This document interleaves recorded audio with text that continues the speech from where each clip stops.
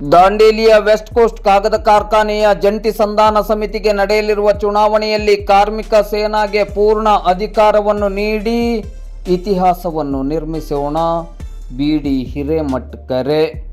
ದಾಂಡೇಲಿಯ West coast ಕಾಗದ ಕಾರ್ಖಾನೆಯ ಜಂಟಿ ಸಂಧಾನ ಸಮಿತಿ ಚುನಾವಣೆಯಲ್ಲಿ ಕಾರ್ಮಿಕ ಸೇನಾಗೆ ಪೂರ್ಣ ಪ್ರಮಾಣದ ಅಧಿಕಾರವನ್ನು ನೀಡಿದ್ದಲ್ಲಿ ಐತಿಹಾಸಿಕ ವೇತನ ಪರಿಷ್ಕರಣೆ ಒಪ್ಪಂದ ಮಾಡಲಾಗುವುದು ಎಂದು ಕಾರ್ಮಿಕ ಸೇನಾ ಅಧ್ಯಕ್ಷರು ಹಾಗೂ ಹೈಕೋರ್ಟ್ ನ್ಯಾಯವಾದಿ ಮತ್ತು ನಾಡಿನ ಹಿರಿಯ ಹೋರಾಟಗಾರರಾದ ಬಿಡಿ ಹಿರೇಮಠ್ ಅವರು ಹೇಳಿದರು. ದಾಂಡೇಲಿ ನಗರದಲ್ಲಿ ಇಂದು ಭಾನುವಾರ ಮಧ್ಯಾಹ್ನ 12:30 ಗಂಟೆ ಸುಮಾರಿಗೆ ಆಯೋಜಿಸಿದ್ದ ಸೇರ್ಪಡೆ ಕಾರ್ಯಕ್ರಮದಲ್ಲಿ ವಿವಿಧ ಕಾರ್ಮಿಕ ಸಂಘಟನೆಗಳ ಮುಖಂಡರು ಮತ್ತು ಕಾರ್ಮಿಕರನ್ನೊಳಗೊಂಡಂತೆ ಒಟ್ಟು 60 ಜನರನ್ನು ಕಾರ್ಮಿಕ ಸೇನೆಗೆ ಬರಮಾಡಿಕೊಂಡು ಅವರು ಮಾತನಾಡುತ್ತಿದ್ದರು. ಕಾರ್ಮಿಕರು ನಮ್ಮ ಸಂಘಟನೆಯ ದಕ್ಷತೆ ಮತ್ತು ಬದ್ಧತೆಯ ಮೇಲೆ ನಂಬಿಕೆ ಇಟ್ಟು ಸೇರ್ಪಡೆಯಾಗುತ್ತಿದ್ದಾರೆಯೇ ಹೊರತು ಯಾರಿಗೂ ಆಸೆ ಆಮಿಷವನ್ನು ತೋರಿಸಿಲ್ಲ ಎಂದು ಅವರು ಸ್ಪಷ್ಟಪಡಿಸಿದರು. ಕಾರ್ಮಿಕ ಸೇನೆಯು ವೆಸ್ಟ್ ಕೋಸ್ಟ್ ಕಾಗದ ಕಾರ್ಖಾನೆಯಲ್ಲಿ ಸದಾ ಕಾರ್ಮಿಕರ ಪರವಾಗಿ ಧ್ವನಿ ಎತ್ತುವ ಮೂಲಕ ಕಾರ್ಮಿಕರ ಆತ್ಮಸ್ಥೈರ್ಯ ಹೆಚ್ಚಿಸುವಲ್ಲಿ ಪ್ರಮುಖ ಪಾತ್ರ ವಹಿಸಿದೆ. ಕಾರ್ಮಿಕರ ಸಮಸ್ಯೆಗಳಿಗೆ ಕಾರ್ಮಿಕ ಸೇನೆಯ ಅಧ್ಯಕ್ಷನಾಗಿ ಮಾತ್ರವಲ್ಲ, ಒಬ್ಬ ನ್ಯಾಯವಾದಿಯಾಗಿಯೂ ಸದಾ ಸ್ಪಂದಿಸುವುದಾಗಿ ಅವರು ಭರವಸೆ ನೀಡಿದರು. ಮುಂಬರುವ ಜಂಟಿ ಸಂಧಾನ ಸಮಿತಿ ಚುನಾವಣೆಯಲ್ಲಿ ಕಾರ್ಮಿಕ ಸೇನೆಗೆ ಬಹುಮತದೊಂದಿಗೆ ಪೂರ್ಣ ಅಧಿಕಾರ ನೀಡುವ ಮೂಲಕ ಎಂದೆಂದೂ ಕಾಣದ ರೀತಿಯಲ್ಲಿ ವೇತನ ಪರಿಷ್ಕರಣೆ ಮಾಡಲು ಅವಕಾಶ ನೀಡಬೇಕು. ಇದು ಕಾರ್ಮಿಕರ ಭವಿಷ್ಯದ ಹಿತದೃಷ್ಟಿಯಿಂದ ಬಹಳ ಮುಖ್ಯ ಎಂದು ಅವರು ಕರೆ ನೀಡಿದರು. ಕಾರ್ಖಾನೆ ಪ್ರಗತಿ ಹೊಂದಬೇಕು. ಅದೇ ರೀತಿ ರಕ್ತವನ್ನು ಬೆವರಿನ ರೂಪದಲ್ಲಿ ಸುರಿಸುವ ಕಾರ್ಮಿಕರು ಆರ್ಥಿಕವಾಗಿ ಸದೃಢರಾಗಬೇಕು. ಇದೇ ನಮ್ಮ ಸಂಘಟನೆಯ ಮೂಲ ಆಶಯ. ಕಾರ್ಮಿಕ ಸೇನಾ ನನ್ನ ಆಸ್ತಿಯಲ್ಲ, ಇದು ಕಾರ್ಮಿಕರ ಆಸ್ತಿ.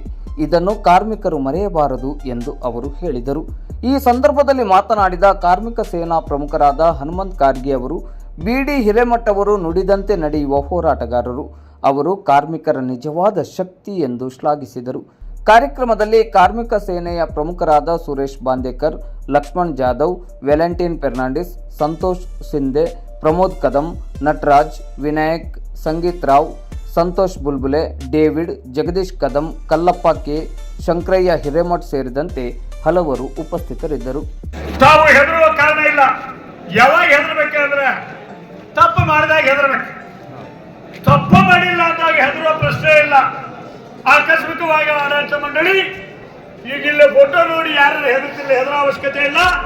ಆಕಸ್ಮಿಕವಾಗಿ ಅದು ಅಂದ್ರೆ ಆಕಸ್ಮಿಕವಾಗಿ ಅವ್ರ ಬಗ್ಗೆ ಏನಾದ್ರು ನೀವು ಹೆದರೋ ಅವಶ್ಯಕತೆ ಇಲ್ಲ. ಕಾನೂನು ನಿಮ್ಮೊಂದಿಗೆ ಇದೆ, ವಕೀಲರಾದ ನಾನು ನಿಮ್ಮೊಂದಿಗೆ ಅದೇನೆ ಅಂತೇಳಿ ಈ ಸಂದರ್ಭದಲ್ಲಿ ಹೇಳ್ಬೇಕು. ಯಾರು ಡ್ಯೂಟಿ ಮ್ಯಾಗಿಲ್ಲ ಅವರೆಲ್ಲ ಬಂದಿದ್ದೀರಿ. ಆಕಸ್ಮಿಕವಾಗಿ ಎಲ್ಲರೂ ಸೇರಿದ್ರೆ ಇಲ್ಲಿ ಎಷ್ಟು ಜನ ಆಗ್ತಿತ್ತು ನಮಗೆ ಸಂತೋಷ ಆಗೈತಿ. ಈಗರ ಒಂದಾಗಿರಿ ಅಂತ ಹೇಳಿ ಅದಕ್ಕೆ ಈ ಕಾರ್ಖಾನೆ ಬೆಳವಣಿಗೆಗೆ ಕಾರ್ಮಿಕರ ಶ್ರಮ, ಬೆವರು, ಆಡಳಿತ ಮಂಡಳಿಯ ಬಂಡವಾಳ ಇವು ಒಂದು ನಾಣ್ಯದ ಎರಡು ಮುಖ. ಬಂಡವಾಳ ಬೆಳಿಬೇಕಂದ್ರೆ ಇಲ್ಲಿ ಬೆವರು ಸೂಸಬೇಕು. ಹಕ್ಕು ಮತ್ತು ಕರ್ತವ್ಯಗಳು ವಿಚಾರಗಳನ್ನು ಮಾಡಿ ಇಲ್ಲಿಯ ಕಾರ್ಮಿಕರು ಅನೇಕ ವರ್ಷಗಳ ಅಂದರೆ ಗುತ್ತಿಗೆ ಕಾರ್ಮಿಕರಾಗಿ ಕೆಲಸವನ್ನು ಮಾಡಿ ಪರ್ಮನೆಂಟ್ ಆಗೋದು ಅನೇಕ ವರ್ಷಗಳಿಂದ ಇಲ್ಲ. ಇಲ್ಲಿ ಕಾರ್ಮಿಕರನ್ನ ನಾವು ಸೀನಿಯಾರಿಟಿ ಮ್ಯಾಗ ಲಿಸ್ಟ್ ಮಾಡಿದ್ದೇವೆ. ಅವರ ಕ್ವಾಲಿಫಿಕೇಶನ್ SLC ಆದವರು, ITI ಆದವರು ಬೇರೆ, SLC ಆದವರು ಬೇರೆ, SLCಕ್ಕಿಂತ ಕೆಳಗಿದ್ದವರು ಬೇರೆ. ಈಗ 3 ಕ್ಯಾಟಗರಿಗಳನ್ನು ಮಾಡಿದ್ದೇವೆ. ಅನೇಕ ಸಂದರ್ಭಗಳಲ್ಲಿ ಸಹಜವಾಗಿ ಯಂತ್ರೀಕರಣ ಆದ ಮೇಲೆ ITI ಬೇಕು ಅಂತಾರೆ. ಆದರೆ ಎಲ್ಲಲ್ಲಿ ಅಲ್ಲ. Some department muscle power is required. ಅಲ್ಲಿ ITI ಅವಶ್ಯಕತೆ ಬರುವುದಿಲ್ಲ. ಗುತ್ತಿಗೆ ಕಾರ್ಮಿಕರು 20-22 ವರ್ಷ ಆದರೂ ಸಹ ಹಾಗೆ ಇದ್ದಾರೆ. ಅಲ್ಲಿ ITI ಇದ್ದವರು ಸಹ ಗುತ್ತಿಗೆ ಕಾರ್ಮಿಕರಾಗಿ ಕೆಲಸ ಮಾಡ್ತಾರೆ. ಹಿಂದೆ ಕಾರ್ಮಿಕ ಸೇನೆ ಏನು ಬಂದಾಗ ನಾವು 300-400 ಕಾಂಟ್ರಾಕ್ಟ್ ವರ್ಕರ್ಸ್ ಪರ್ಮನೆಂಟ್ ಮಾಡಿದ್ವಿ. ಒಂದು ಯೂನಿಯನ್ ಬಂದಾಗ ಆಡಳಿತ ಮಂಡಳಿಯ ನಡವಳಿಕೆಗಳು ಬದಲಾವಣೆ ಇರ್ತವೆ. ಲೀಡರ್ ಅಂದ್ರೆ ಎಲ್ಲ ರೀತಿಯಾಗಿ ಸನ್ನದ್ಧನಾಗಿ ಲೀಡರ್ಶಿಪ್ ಮಾಡಬೇಕಾಗ್ತದೆ. ಕಾಂಟ್ರಾಕ್ಟ್ ವರ್ಕರ್ಸ್ನ ಅಥವಾ ಪರ್ಮನೆಂಟ್ ವರ್ಕರ್ಸ್ನ ಉಪವಾಸ ಕುಂಡ್ರಿಸೋದಲ್ಲ, ಲೀಡರ್ಗಳು ಉಪವಾಸ ಕುಂಡ್ರಬೇಕು. ನಂದು ಒಂದು ಸಿದ್ಧಾಂತ, ಕಂಪನಿ ನಡಿಬೇಕು ಅಂದ್ರೆ ಅಲ್ಲಿ ಚಿಮಣಿ ಒಳಗ ಹೊಗೆ ಇರಬೇಕು, ಮನಿ ಒಳಗ ಒಲಿ ಉರಿಬೇಕು. ಅವಾಗ ಮಾತ್ರ ಬೆಳವಣಿಗೆಗಳಾಗ್ತವೆ ಎರಡು ಸೈಡ್. ಕೆಲವು ಸಂದರ್ಭಗಳಲ್ಲಿ ಆಡಳಿತ ಮಂಡಳಿ ಗಟ್ಟಿ ಹಿಡಿತವನ್ನು ಹಿಡಿದಾಗ ಕಾನೂನು ಚೌಕಟ್ಟಿನಲ್ಲಿ ಅವ್ರನ್ನ ಬಗ್ಗಿಸಲಿಕ್ಕೆ ಸಶಕ್ತವಾಗಿದೆ. ಕಾರ್ಮಿಕ ಸೇನಾ ಒಬ್ಬ ವಕೀಲವಾಗಿ ಸಾರ್ವಜನಿಕ ರಂಗದಲ್ಲಿ ಎಲ್ಲ ಅಂಗಗಳಲ್ಲಿ ನಡೆಯುವ ಪ್ರಕ್ರಿಯೆಗಳನ್ನು ಬಲ್ಲವನಾಗಿದ್ದಾನೆ. ಅದಕ್ಕೆ ಆ ಕಾರಣಕ್ಕಾಗಿ ಈಗೇನು ತಾವೆಲ್ಲ ಆಗಮಿಸಿದ್ರಿ, ಆಕಸ್ಮಿಕವಾಗಿ ಬರುವ ಚುನಾವಣೆಯಲ್ಲಿ ಒಂದೇ ಕಾರ್ಮಿಕ ಸೇನಾ ಬಂದಿದ್ದೆ ಆದರೆ ಈ ಇತಿಹಾಸವನ್ನು ಬದಲಾವಣೆ ಮಾಡ್ತೀರಿ. ಅಂದ್ರೇನು, ಚಂದ್ರಲೋಕಕ್ಕೆ ನಿಮ್ಮನ್ನ ಕರ್ಕೊಂಡು ಹೋಗ್ತೀನಿ ಅಂತ ಅಲ್ಲ, ಮತ್ತು ಹಂಗೆ ಹೇಳಿದ್ರಿ ನೀವು ಅಂತೇಳಿ ಸುಳ್ಳು ಹೇಳುವವನಲ್ಲ. ಏನು ಈಗ ಸೆಟಲ್ಮೆಂಟ್ ಆಗ್ಯಾವೋ ಅದ್ರ ಬದಲಾವಣೆ. ಈಗ 50 100 ಆಗ್ಯಾವೋ ಅದು ಗೊತ್ತು, ವೇಕೆನ್ಸಿಗಳು ಇಲ್ಲ ಗೊತ್ತು.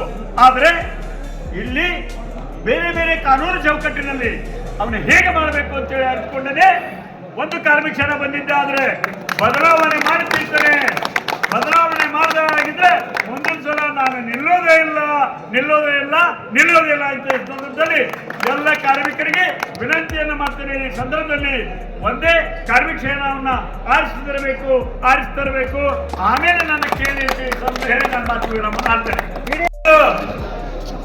ನಮಗ ಗ್ರೇಡ್ ಗೊತ್ತಿಲ್ರಿ ಅಂತ ಹೊಯ್ಕೆಂತಿದ್ರು.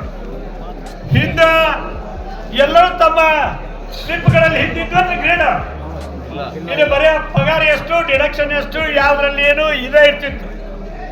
ಈಗ ತಮ್ಮ ಸ್ಯಾಲ್ರಿ ಸ್ಲಿಪ್ನಲ್ಲಿ ಜಗಳ ಮಾಡಿ ಅಲ್ಲಿ ಗ್ರೇಡ್ಗಳನ್ನು ಹಾಕಿ, ಯಾಕಂದ್ರೆ ಆಕಸ್ಮಿಕವಾಗಿ ಈಗ 6 ವರ್ಷಕ್ಕೆ ಚೇಂಜ್ ಆಗೋದು, 7 ವರ್ಷಕ್ಕೆ ಚೇಂಜ್ ಆಗೋದು ಮಾಡದೇ ಇದ್ರೆ ನಿಮಗೆ ಗೊತ್ತಾಗಿಬಿಡ್ತದೆ ಅಲ್ಲಿ.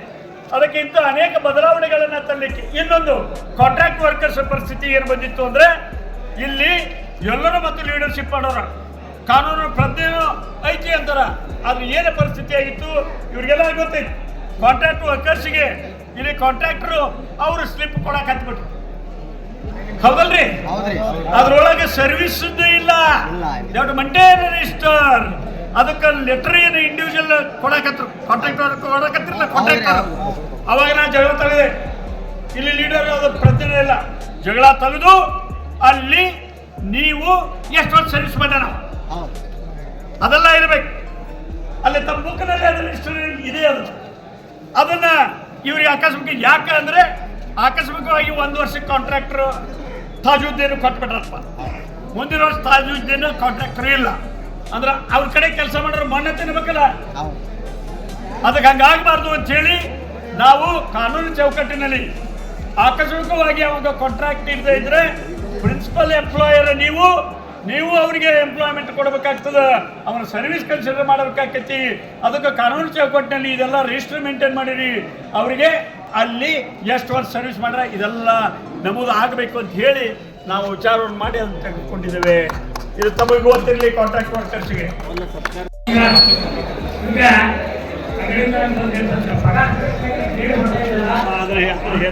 ಅದನ್ನು ಕೂಡ ಅದೇ ರೀತಿ ನಮ್ಮ ಇವತ್ತಿನ ಕಾರ್ಯಕ್ರಮ